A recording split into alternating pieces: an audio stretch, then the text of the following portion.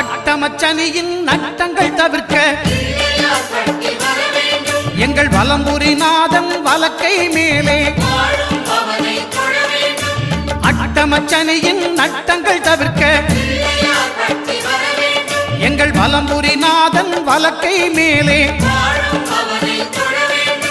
வாழ்ந்திட வைப்பதும் தாழ்ந்திட வைப்பதும் சனி பகவானின் செயல் அல்லவா அந்த கணபதி கரத்தை கண்டவர் தமக்கு சனியின் பார்வை நலம் அல்லவா